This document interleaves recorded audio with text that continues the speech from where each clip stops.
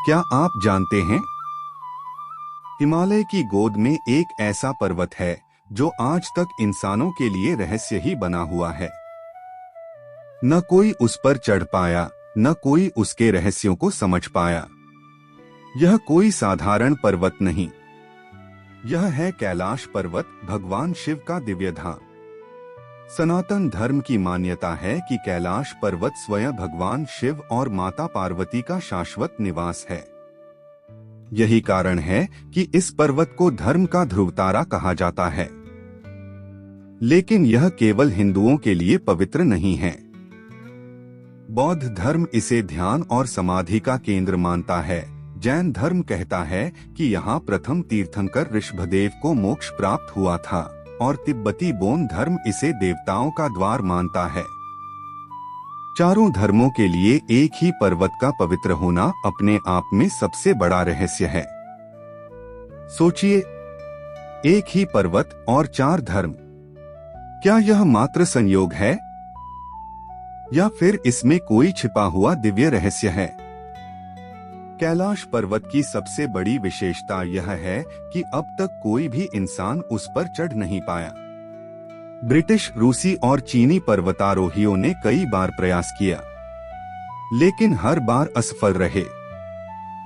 किसी को रहस्यमयी बीमारी हो गई, कोई रास्ता भटक गया और कोई बिना कारण डर के मारे लौट आया।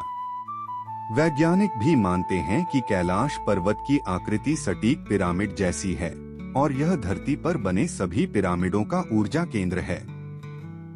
कहा जाता है कि कैलाश पर्वत कोई साधारण चट्टान नहीं, बल्कि एक प्राकृतिक ऊर्जा भंडार है जो अनगिनत रहस्यों को अपने भीतर छिपाए हुए है। कैलाश के पास दो रहस्यमयी झीलें हैं, मानसरोवर झील और राक्षसताल झील। मानसरोवर गोलाकार है जो सूर्य जैसा प्रतीत होती है।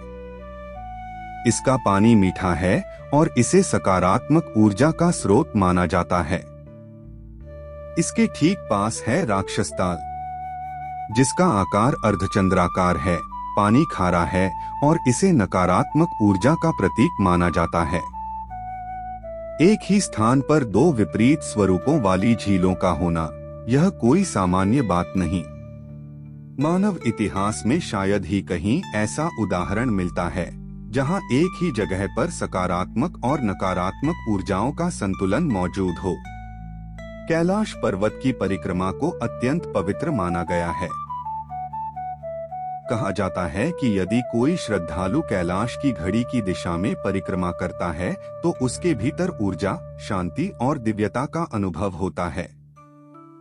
लेकिन अगर कोई विपरीत दिशा में परिक्रमा करे तो उसके शरीर में कमजोरी, थकावट और अजीब सी बेचैनी महसूस होती है। यह रहस्य विज्ञान भी नहीं सुलझा पाया है। आखिर ऐसा क्यों होता है कि कैलाश के चारों ओर घूमने से ऊर्जा का प्रवाह बदल जाता है? क्या यह भगवान शिव का अद्भुत चमत्कार है या कोई गहरी वैज्ञानिक सच्चाई? कई यात्रियों और साधुओं ने अनुभव साझा किए हैं कि कैलाश के पास पहुंचते ही उन्हें अनजानी ध्वनियां, मंत्रोच्चारण और दिव्य आभा का अनुभव हुआ। कुछ ने कहा कि जैसे कोई अदृश्य शक्ति उन्हें देख रही हो। प्राचीन कथाओं में वर्णन है कि यहाँ अब भी गंधर्व, यक्ष और ऋषिमुनि सूक्ष्म रूप में तपस्या कर रहे हैं।